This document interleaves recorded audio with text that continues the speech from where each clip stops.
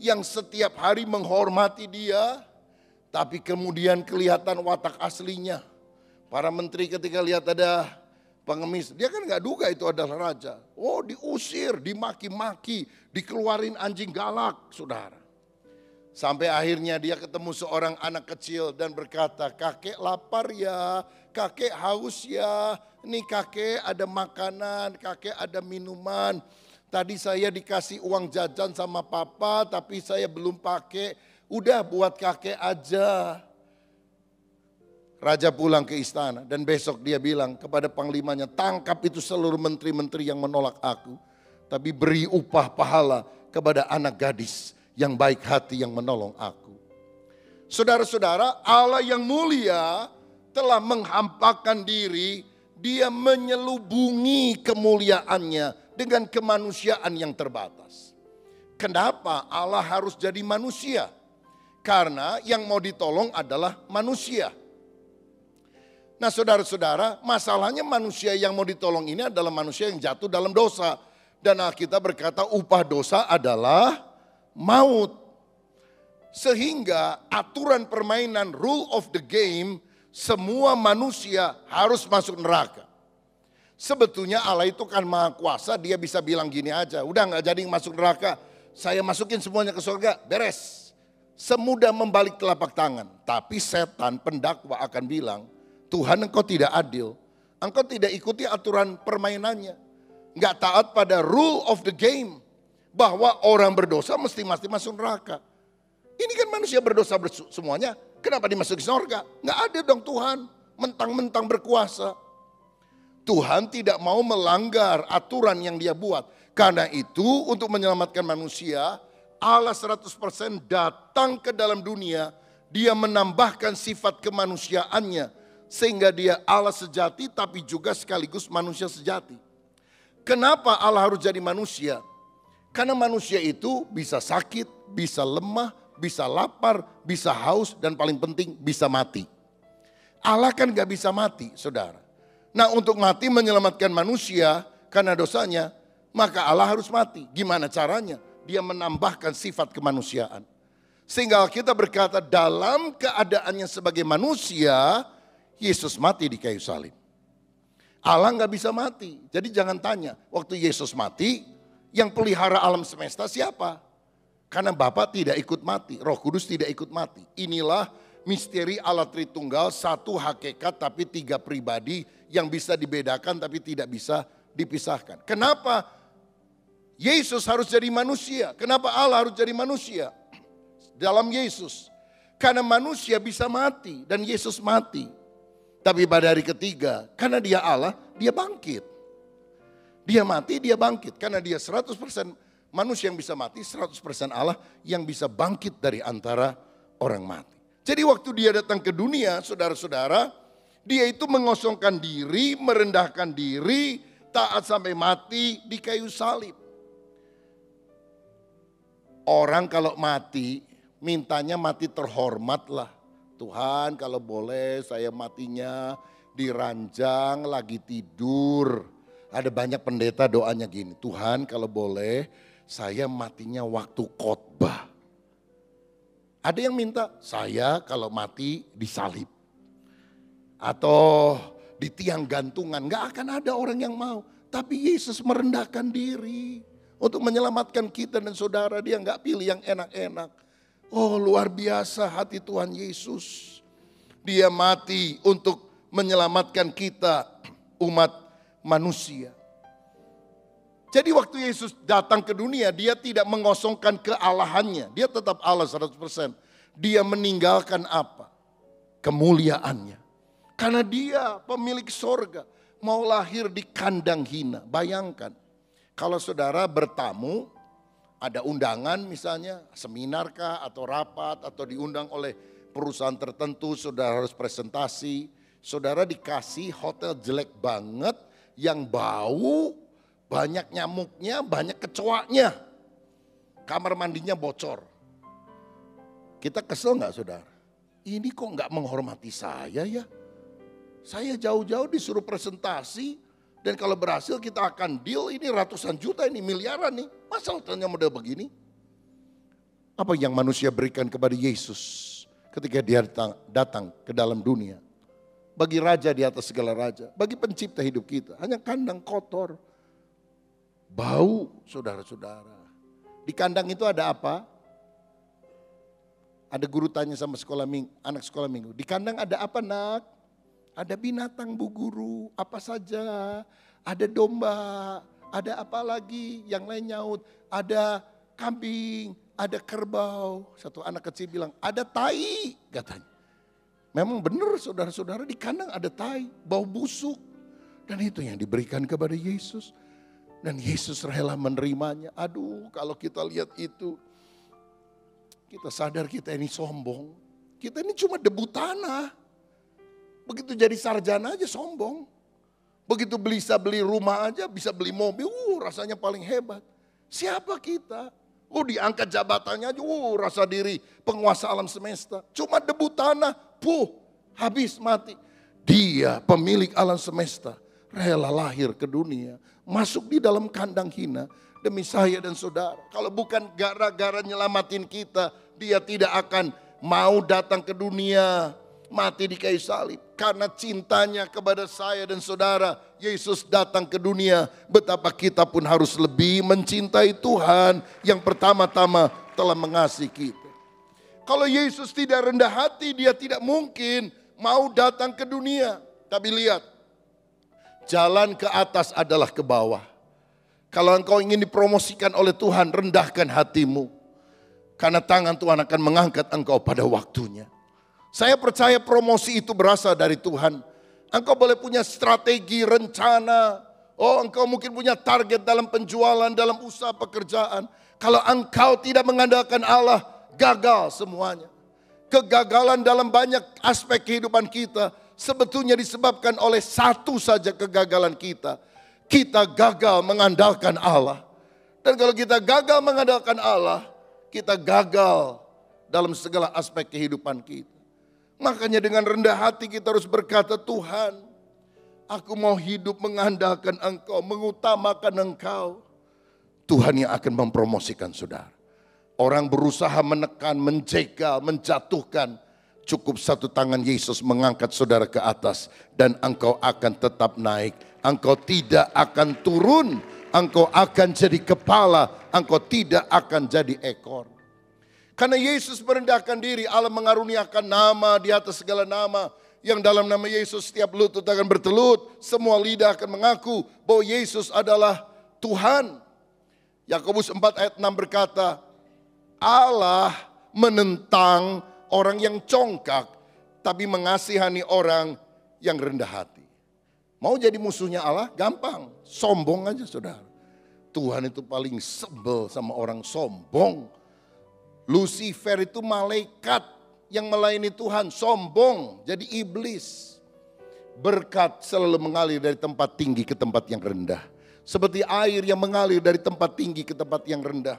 Biar hati kita terbuka sebagai bejana yang rendah hati. Supaya aliran air surgawi berkat Allah mengalir dalam kehidupan kita. Siapa yang mau berkata, Tuhan, jamah hatiku agar aku tidak sombong, tapi aku rendah hati di hadapan Tuhan. Siapa yang mau berikan kemuliaan untuk Tuhan kita?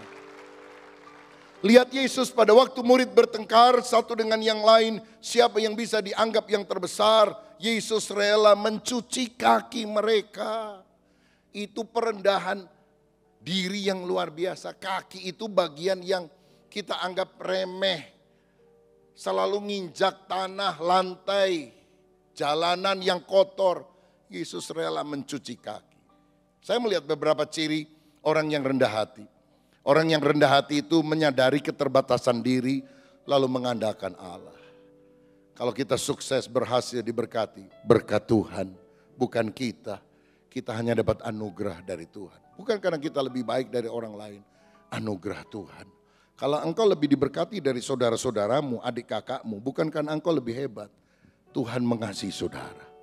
Itu adalah kedaulatan Tuhan, pilihan kasih karunia. Tentu kita harus melakukan bagian kita yang terbaik. Tapi akhirnya kita sadar bahwa Tuhan yang memberkati kita. Orang yang rendah hati mendahulukan orang lain. Menganggap yang lain lebih utama. Orang yang rendah hati menjadi pendengar yang baik. Ketika orang bicara, kita mau mendengarkan, mendengar suami, mendengar istri. Jangan ketika istri baru ngomong, udahlah. Lalu disela, lalu dipotong karena kita menganggap remeh pasangan hidup kita. Orang yang rendah hati ingin selalu belajar. Tidak pernah merasa diri paling tahu. Oh enggaknya, udah tahu. Bukan itu sikap orang yang rendah hati. Tapi dia ingin selalu belajar, bahkan dari orang yang dirasa kedudukan sosialnya lebih rendah daripada dia. Tapi dia tidak mau menganggap orang itu rendah. Dan orang yang rendah hati akan disukai oleh sesama manusia. Kiranya Tuhan menganugerahkan kepada kita hati yang rendah. Karena satu-satunya yang harus ditinggikan adalah Yesus. Aku harus semakin berkurang-kurang, Yesus harus semakin bertambah-tambah. Berikan kemuliaan untuk Tuhan. Yang kedua, hati seperti apa yang kita harus miliki? Kita harus belajar, kita harus berusaha untuk memiliki seperti Yesus. Yaitu hati yang damai. Matius 11 ayat 29 tadi berkata, belajarlah kepadaku karena aku lemah lembut dan jiwamu akan mendapatkan ketenangan. Lemah lembut beda sama lemah gemulai, saudara. Meekness is not weakness. Dan orang yang lemah lembut itu adalah orang yang sudah berdamai dengan dirinya. Berdamai dengan hidupnya. Dan orang yang hidupnya hatinya penuh dengan damai, jiwanya akan tenang, tidak gelisah. Dalam Matius 12 ayat 18 dan 19 dikatakan tentang Yesus. Lihatlah, itu hambaku yang kupilih, yang kukasih, yang kepadanya jiwaku berkenan. Aku akan menaruh rohku ke atasnya dan ia akan memaklukkan hukum kepada bangsa-bangsa. Ia tidak akan berbantah dan tidak akan berteriak dan orang tidak akan mendengar suaranya di jalan-jalan. Yesus itu tidak suka berbantah-bantah, saudara. Ya, dia bukan seorang pendebat yang ulung. Sebab bagi Tuhan, memenangkan debat gak terlalu penting. Memenangkan jiwa lebih penting. Banyak orang sekarang ingin menang debat. Padahal Tuhan ingin kita memenangkan jiwa. Dia tidak suka berbantah dan berteriak. Kalau dia ditanya, dia klarifikasi. Kalau disalahkan, dia berikan mana yang benar. Tapi dia tidak suka debat kusir. Dia tidak suka teriak-teriak. Dia bisa mengendalikan emosinya. Bahkan dia memberikan damai sejahtera. Yohanes 14 ayat 27. Damai sejahtera ku tinggalkan bagimu. Damai sejahtera ku berikan kepadamu. Dan apa yang ku berikan tidak seperti yang diberikan oleh dunia kepadamu. Janganlah gelisah dan gentar hatimu. Yesus adalah pribadi yang penuh dengan damai. Makanya Yesaya 9 ayat yang kelima berkata bahwa salah satu gelar Yesus adalah Raja Damai, saudara-saudara. Raja Damai. Nah, sekarang kita lihat apa sih ciri orang yang hatinya penuh damai. Pertama, tidak suka ribut. Gak suka ribut, gak suka bikin gara-gara. Ada di rumah orang yang maunya ribut aja. Ibu-ibu, istri-istri. Apa yang bikin suami sering sekali sakit kepala? Ribut aja, bikin gaduh. Nuduh inilah, cerewet itulah. Nggak ada di sini ya, di tempat lain banyak. Yesus itu nggak suka ribut, saudara. Coba lihat, kalau kita membaca kisah dalam Lukas pasal yang 9. Yesus pergi ke Samaria, ternyata dia ditolak untuk berada di Samaria karena dia akan melanjutkan perjalanan ke Yerusalem. Karena orang Yahudi dan orang Samaria itu berantem, saudara. Ngapain lu datang lewat sini doang, mau ke Yerusalem. Kalau mau ke sini gak apa-apa, kita terima. Tapi kalau kamu sekalian mau ke Yerusalem sambil lewat, kami tolak. Yesus ketika menerima penolakan itu gimana? Ya gak apa-apa, dia pergi ke desa yang lain. Muridnya Yohanes berkata, Tuhan, apa kita turunkan api dari langit untuk membinasakan semua orang Samaria itu? Waduh, luar biasa. Yohanes itu kan gelarnya Rasul Kasih, saudara. Inilah kasih manusia tanpa Allah. Mau membakar Samaria jadi lautan api. Mungkin dia terinspirasi oleh kisah dari Bandung lautan api, saudara-saudara. Ya, kita marah. Ini lagu Halo-Halo Bandung jadi lagu anak-anak di Malaysia. Nih saudara sekalian. Wah, orang Bandung marah, kurang ajar, lagu perjuangan jadi lagu anak-anak. Nggak minta izin lagi, cuma hiburan doang. Tapi Yesus lihat cinta damai. Sudahlah, kita kalau ditolak ya udah cari tempat lain yang mau menerima kita.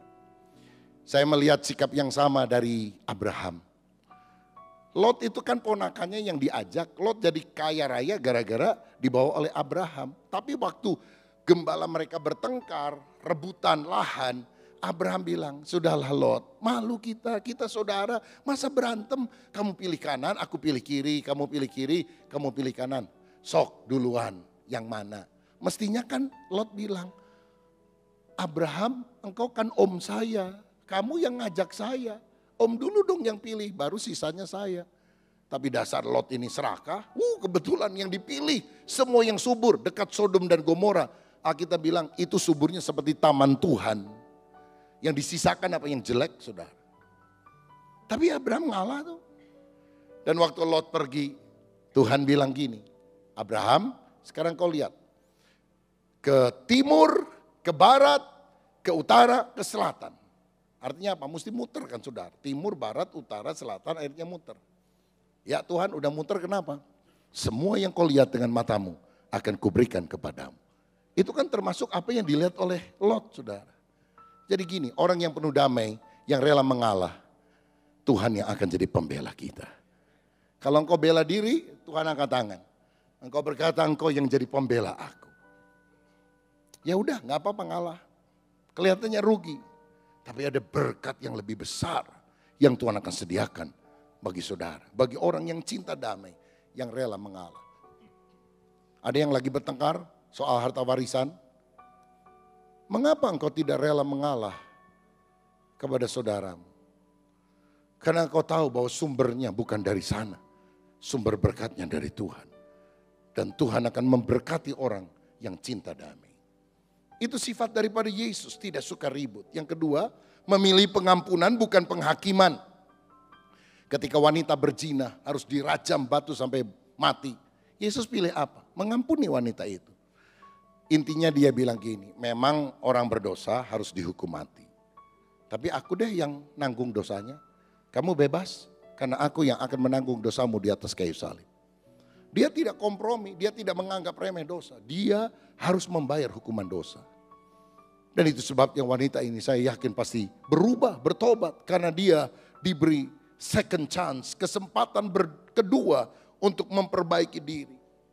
Orang yang menghinanya di kayu salib, Tuhan bisa marah kan? Dan dia teriak, mati kamu semua. Bisa atau tidak? Janganlah terlalu kejam. Jadi kodok. Semua jadi kodok, bisa enggak? Maha kuasa. Tapi dia tidak lakukan itu. Dia berkata, Bapa ampunilah mereka. Mereka tidak tahu apa yang mereka perbuat. Balas yang jahat dengan yang baik. Kalau ada orang menyalahpahami saudara, klarifikasi, jelaskan. Tapi gak usah mendendam. Karena kita punya hati yang cinta damai. Amin saudara. Yang terakhir dengan cepat. Kristus juga adalah orang yang punya hati yang memberi. Matius 11 ayat 28 berkata, marilah kepadaku, aku akan memberi kelegaan kepadamu. Yesus itu generous, suka memberi. Bukan cuma kasih duit loh saudara. Kasih perhatian, kasih waktunya, kasih hidupnya. Bahkan kasih kelegaan, sukacita, damai sejahtera, berkat rohani kepada kita. Yesus adalah pribadi yang suka memberi pertolongan kepada orang lain. Orang yang sakit dia sembuhkan.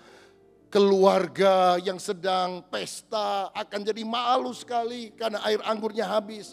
Yesus mengubah air biasa menjadi air anggur, memberikan sukacita. Yesus suka menolong.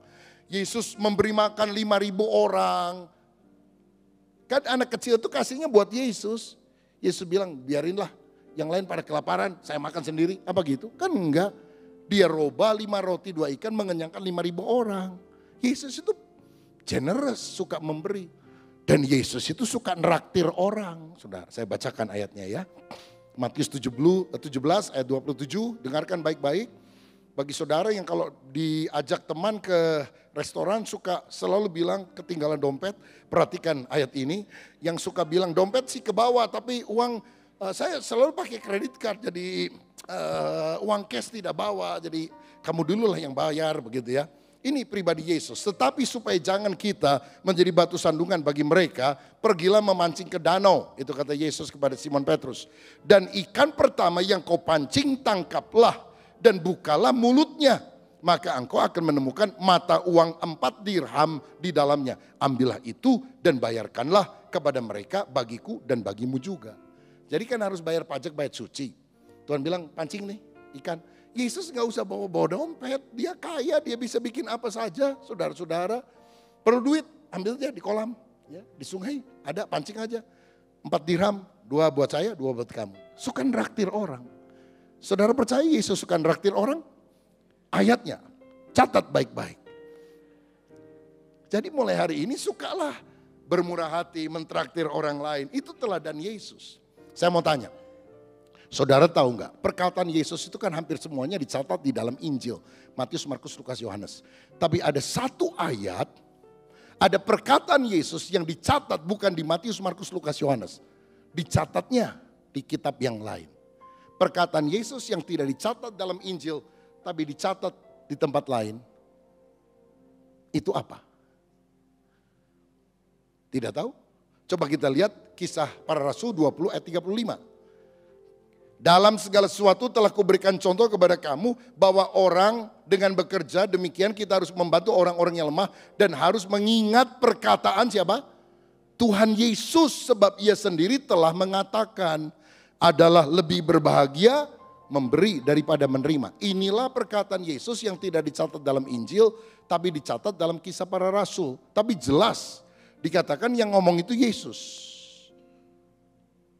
Matius, Markus, Lukas, Yohanes nggak nyatet, saudara-saudara. Yang nyatet penulis Kisah Rasul. Siapa yang nulis Kisah Para Rasul? Bukan Paulus.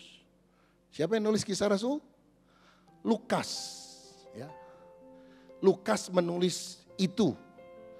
Dan dia mencatat bahwa ini yang diucapkan oleh Yesus. Dia tidak catat di dalam Injil. Teman-teman yang lain juga nggak nyatet. Hanya Lukas yang nyatetnya juga di Kisah Para Rasul kemudian hari. Kalau kisah 5 roti 2 ikan, Matius, Markus, Lukas, Yohanes nyatet semuanya. Kalau soal berkat, makan, nyatet, nggak ada yang lupa. Kalau memberi, lupa semua saudara-saudara. Yang adanya di Kisah Rasul. Oh, kita memang murid Yesus juga ya. Padahal Tuhan itu memberikan teladan, suka memberi. Bahkan memberikan kelegaan, bukan hanya memberi uang, materi, berkat jasmani. Ya tentu Tuhan berikan. Roti biasa jadi berkat 5.000 orang juga berkat jasmani. Tapi dia memberikan kelegaan, memberikan keselamatan kepada kita. Maka kita juga harus punya hati yang generous memberi. Orang yang murah hati, suka memberi, itu menurut Alkitab dikasihi oleh Tuhan.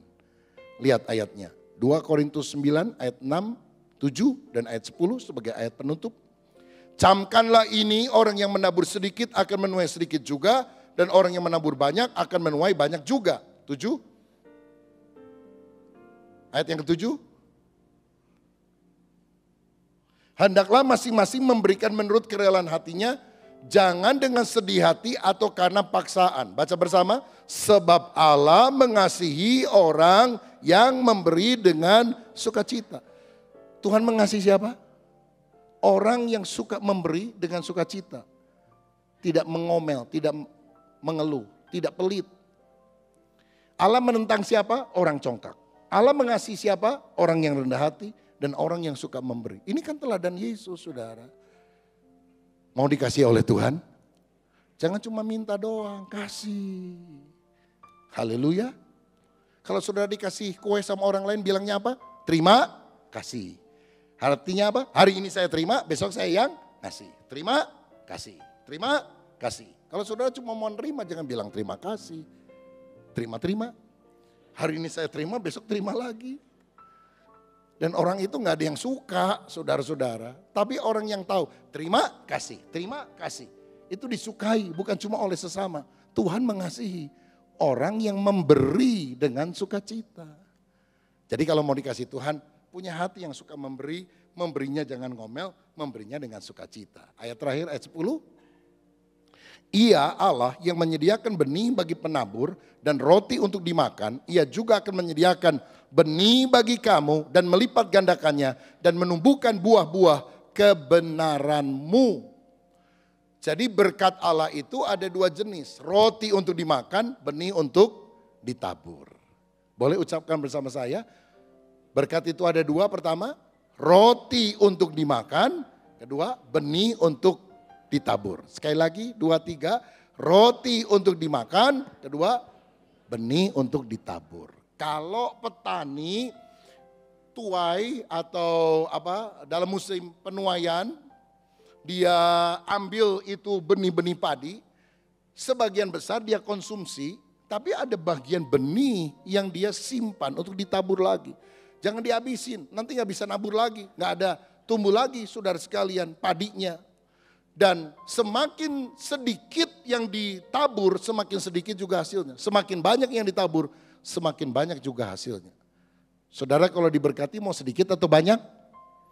Kuncinya apa? Nabur mesti banyak. Tuhan bilang ya, kepada wanita yang mencurahkan minyak narwastu itu. Kemanapun ini jadi diberitakan, apa yang dilakukan selalu diceritakan, mengingat dia. Karena apa? Ngasihnya itu bukan sedikit, seluruhnya. Dibuka botolnya, dicurahkan. Pure. Kalau kita pakai minyak wangi, cerit. Loh saudara, saudara mau diberkati Tuhan, cerit apa pure? Pure. Tapi kalau memberi, nah ini. Memberi cerit, ingin terima berkat pure, gimana caranya? Petani yang berhenti menabur akan berhenti menuai. Tapi petani yang selalu menabur, dia akan selalu menuai. Karena itu saudara, mari kita selalu ingat. Ada roti untuk dimakan, berkat untuk kita nikmati, uang untuk kita gunakan. Tapi ada berkat yang kita bisa tabur. Untuk pekerjaan Tuhan, pembangunan gereja, untuk misi, untuk orang miskin. Karena itu dukunglah pelayanan pekerjaan Tuhan juga di gereja kita yang sedang membangun gereja atau kebutuhan yang lain. Karena kita melakukannya bukan untuk manusia, kepada Tuhan. Dan Alkitab berkata, Allah mengasihi orang yang memberi dengan sukacita. Karena itulah hatinya Yesus. Tuhan Yesus memberkati. Shalom.